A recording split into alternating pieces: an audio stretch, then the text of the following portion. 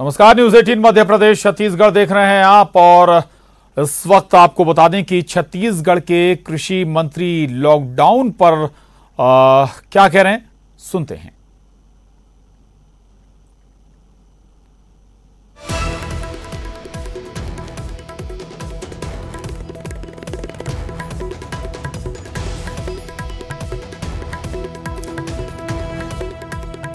आपको बता दें छत्तीसगढ़ में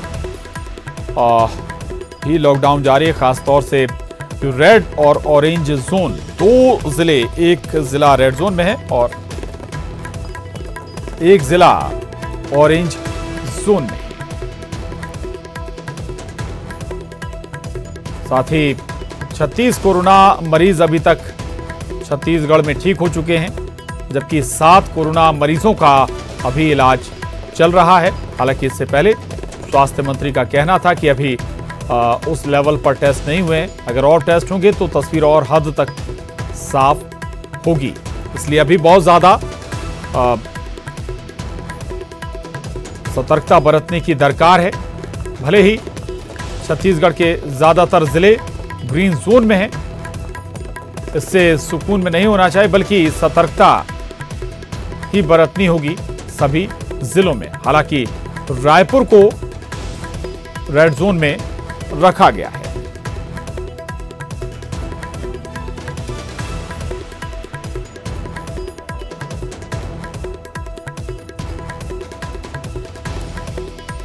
और ममता लांजेवार हमारे साथ जुड़ रहे हैं। ममता लांजेवार के साथ कृषि मंत्री रविंद्र चौबे मौजूद हैं। ममता, अब एक सवाल जरूर है कि रायपुर को लेकर रेड जोन पर सवाल उठाया गया है, इस पर पत्र भी लिखा गया है, केंद्रीय स्वास्थ्य मंत्री से बात भी की गई है, सीएम ने बताया जा रहा है कि बात की है। क्या दिक्कतें हैं, क्या आपत्ति हैं? अगर रायपुर चूंकि राजधानी भी है और वहां पर मरीजों का इलाज भी चल रहा है, ये शायद वजह रही होगी कि रेड जोन में उसे रखा गया।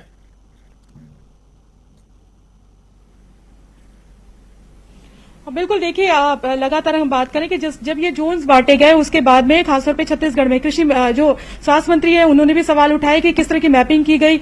इस पर सवाल है। मुख्यमंत्री भूपेश बघेल ने भी जो केंद्रीय स्वास्थ्य मंत्री उनसे बात की।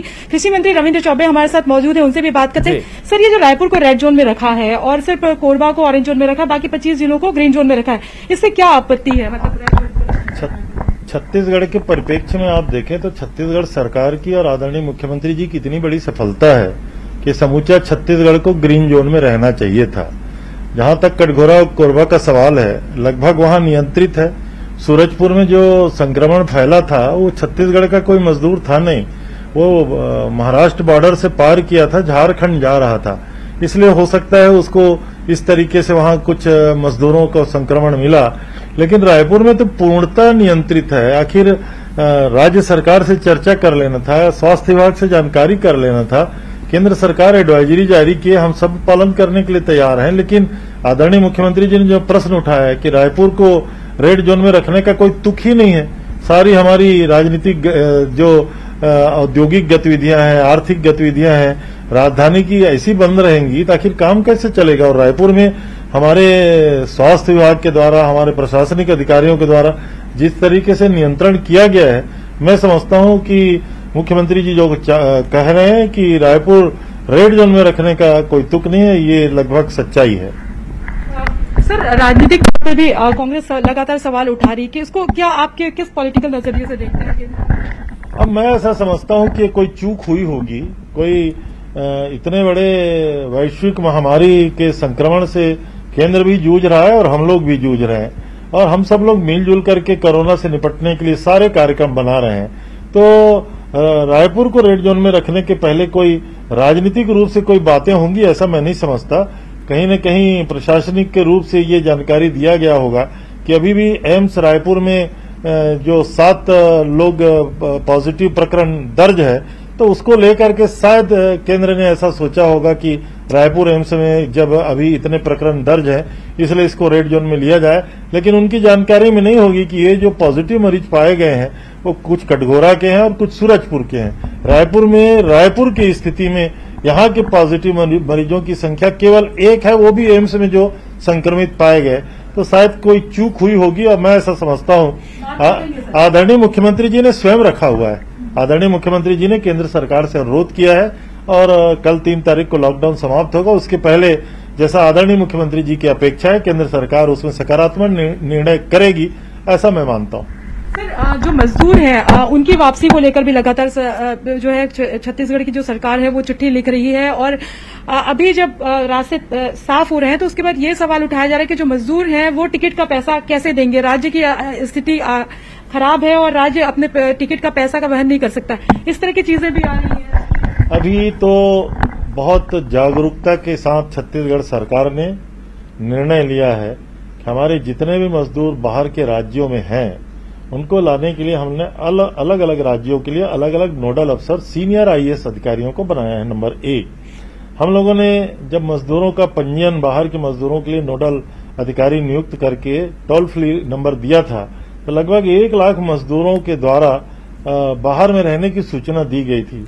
नंबर 2 और तीसरी बात यह है कि छत्तीसगढ़ में लगभग 60,000 से अधिक मजदूर बाहर के राज्यों के, जिसकी पूरी रहने की व्यवस्था, खाने पीने की व्यवस्था छत्तीसगढ़ की सरकार ने की है। तो ये तो आदान प्रदान होना है और केंद्र सरकार ने एडवाइजरी जारी कर दिया कि ट्रेन चलाया जा सकता है, मजदूरों को वापस लिया जा सकता है। इसलिए माननीय मुख्यमंत्री जी ने आग्रह किया है केंद्र सरकार से कि ट्रेन चलाने का जो काम है वो केंद्र सरकार करे। लेकिन आदरणीय मुख्यमंत्री जी ने ये भी कहा है छत्तीसगढ़ के ये जो मजदूर हैं वो हमारे अपने भाई हैं, हमारे प्रदेश आना चाहते हैं, उनके लिए कोई तकलीफ नहीं होगी। अभी केंद्र का क्या रुख होता है उसको हम लोग देखते हैं, उसके बाद इसमें राज्य सरकार निर्णय करेगी।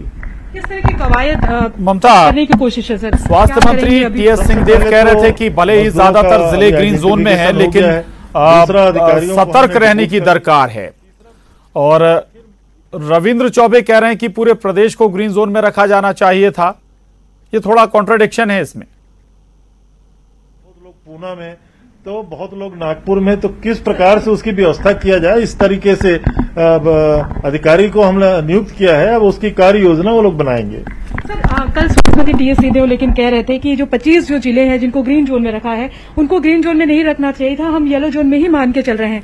आप अभी कह रहे हैं कि सभी मतलब रायपुर को तो रेड जोन में नहीं रखना चाहिए लेकिन बाकी को भी जो है वो ग्रीन जोन में ही रखना चाहिए, मतलब पूरे प्रदेश को रखना चाहिए। अब माननीय स्वास्थ्य मंत्री जी ने कहा उसको मैं कॉन्ट्रडिक्ट नहीं करना चाहता हूं, लेकिन जो सरकार की सफलता है समूचे छत्तीसगढ़ के सभी जिलों में जिला प्रशासन ने, स्वास्थ्य विभाग ने, पूरा अमले ने, पुलिस के लोगों ने और इससे भी ज्यादा छत्तीसगढ़ की आम जनता ने जो सहयोग किया है, गांव-गांव में लॉकडाउन को स्व अनुशासित तरीके से जो पालन कराया है, मैं समझता हूं कि उनको श्रेय दिया जाना चाहिए। अभी ग्रीन जोन रहे कि ऑरेंज जोन रहे, हमारे खेती किसानी का काम शुरू हो गया है और थोड़ी सी गतिविधियों को चालू करने का एडवाइजरी में केंद्र सरकार ने जारी किया है। तो मैं समझता हूं इससे बहुत फर्क नहीं पड़ने वाला है, लेकिन फर्क उसमें पड़ने वाला है कि राज्य की जो आर्थिक गतिविधियां हैं उसको शुरू करने के संदर्भ में एडवाइजरी में कुछ बातें ऐसी हो गई हैं जिसके कारण कहीं कहीं उसमें लिखा गया है कि राज्य सरकार छूट के संबंध में खुद निर्णय नहीं लेगी, सख्ती के संबंध में खुद निर्णय ले लेगी।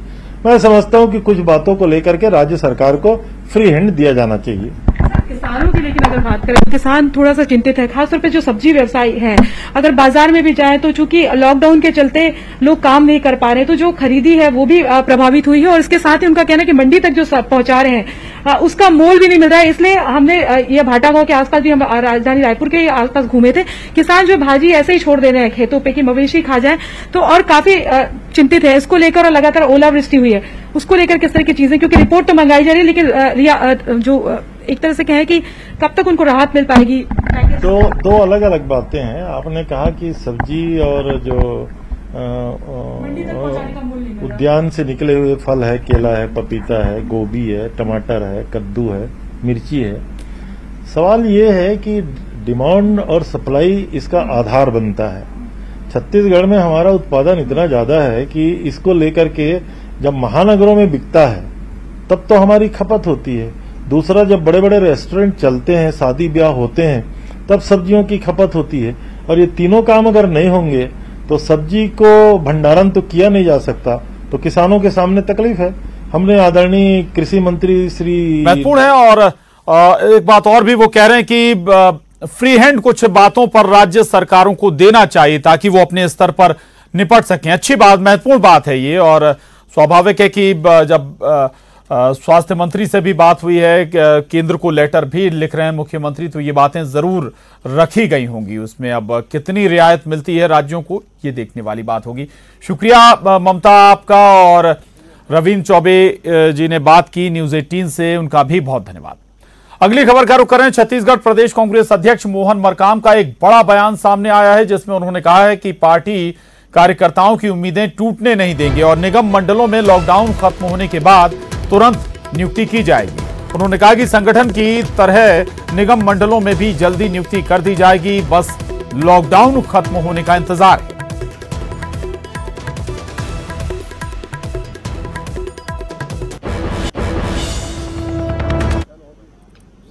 वहीं छत्तीसगढ़ में 3 मई तक शराब की दुकानें बंद रहेंगी। इसके बाद सवाल थे कि शराब की दुकानें खुलेंगी या नहीं।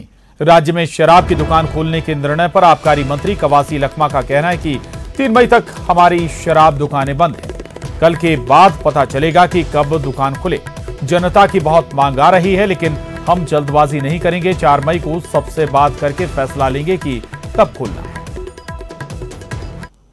मंत्री कवासी लखमा हमारे साथ मौजूद हैं, उनसे बात करते हैं। 3 मई तक के वैसे भी राज्य सरकार ने आदेश दिया था कि शराब की दुकानें बंद रहेंगी। सर, ये बताइए कि किस तरह का निर्णय लिया जा रहा है। केंद्र सरकार ने ये परमिशन दी है कि जो रेड जोन है और ऑरेंज जोन है उनको छोड़कर बाकी जगह शराब की दुकानें खुली जा रही है। छत्तीसगढ़ सरकार का क्या फैसला हो सकता है? आज हमारे छत्तीसगढ़ का सरकार, छत्तीसगढ़ के माननीय मुख्यमंत्री भूपेश बघेल के नेतृत्व की सरकार ने हम लोग इस कोरोना के लिए बहुत महत्वपूर्ण कदम उठाए। हम लोग दारू दुकान बंद किए, कल तक बंद है, 3 तारीख तक। हम लोग कल इसका निराकरण करेंगे।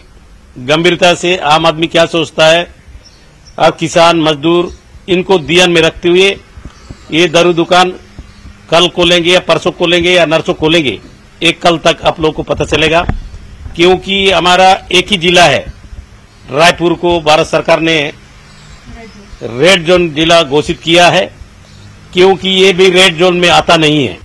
2 तरह की जिम्मेदारी, महिलाएं चाह रही हैं कि दारू की दुकान ना खुले, और क्या लोगों की डिमांड आ रही है, और अगर खुलती है दुकानें तो क्या सोशल डिस्टेंसिंग का पालन किस तरह से करवाएंगे? ये कुछ महिला, ये राजनीतिक दल के लोग इस प्रकार की बात करते हैं। आज दारू बंद होने के कारण पूरा, मैं आज 1.5 साल इस मंत्रालय को संभाला हूं, तो लगातार बंद होने से इतना फोन आ रहा है, इतना मांग आ रहा है, बाकी का मांग सोना चांदी का उतना मांग नहीं है।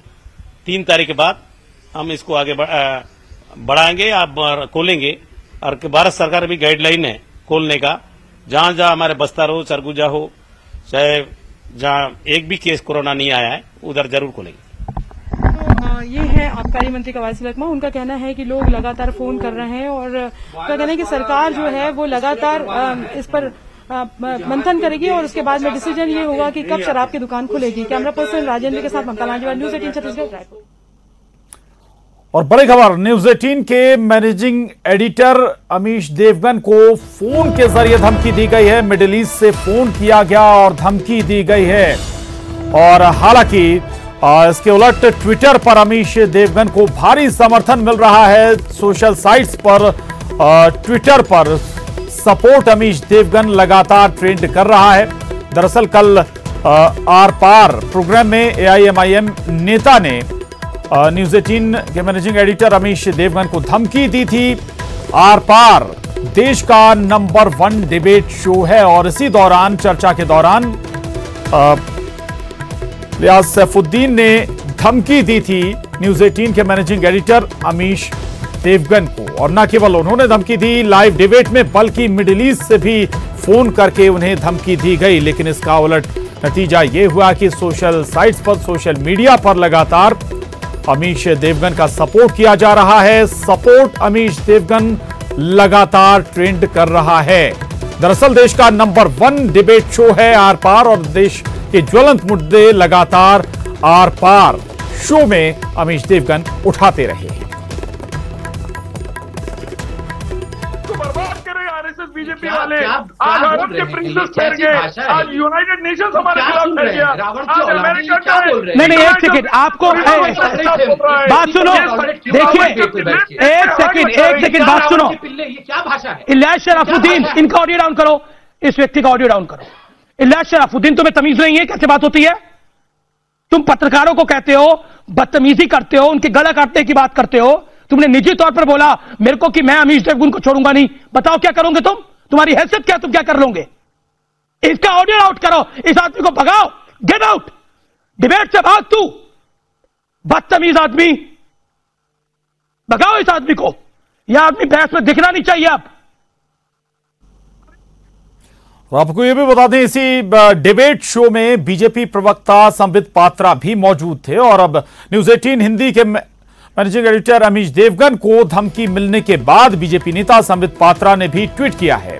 वो अपने ट्वीट पर लिखते हैं, अमीश देवगन जी, कल से आपको डराया और धमकाया भी जा रहा है क्योंकि आपने एआईएमआईएम के पार्षद के गुंडागर्दी को एक्सपोज किया। यही यदि किसी तथाकथित डिजाइनर पत्रकार के साथ होता तो अभी तक अरब देशों तक गूंज चली जाती। और उन्होंने जिक्र भी किया है सोशल मीडिया पर आखिर कैसे सपोर्ट मिल रहा है न्यूज 18 हिंदी के मैनेजिंग एडिटर अमीश देवगन।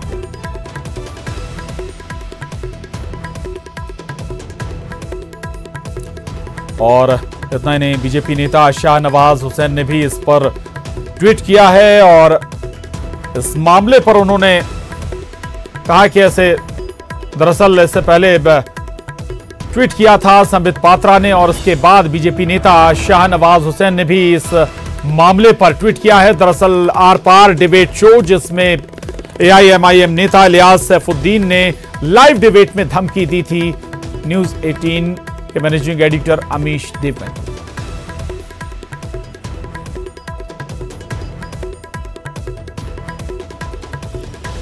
और अब इस पूरे मसले पर अलग अलग प्रतिक्रियाएं भी आई हैं, सुनिए। देवगन जी हमारे देश के वरिष्ठ पत्रकार हैं और वो हमेशा जातिवाद, क्षेत्रवाद, भाषावाद, तुष्टीकरण, कट्टरवाद, चरमपंथ के खिलाफ बहुत अच्छी बहस करते हैं। उनकी बहस से देश को बहुत फायदा होता है। अब उनके इस तरीके की बहस करने के बाद उनको फोन आना यह अपने आप में बहुत ही खतरनाक है। जिस व्यक्ति ने फोन किया है उसको पकड़ना चाहिए और उसका narco polygraph brain mapping test होना चाहिए। देश को पता चलना चाहिए कि जिसने भी फोन किया है, जिसने भी मीडिया को धमकाने की कोशिश किया है, जिसने वरिष्ठ पत्रकार को धमकाने की कोशिश किया है, वो किसके इशारे पे काम कर रहा है। वो किसी जमात का मेंबर है, किसी पीएफआई जैसे संगठन का मेंबर है, या किसी नेता के इशारे पे उसने फोन किया है, या खुद अपनी इच्छा से फोन किया है। मुझे लगता है इसकी गंभीरता से जांच होनी बहुत जरूरी है। समर्थन करना या विरोध करना ये लोकतंत्र की खूबसूरती है और हमारा डेमोक्रेटिक राइट्स है।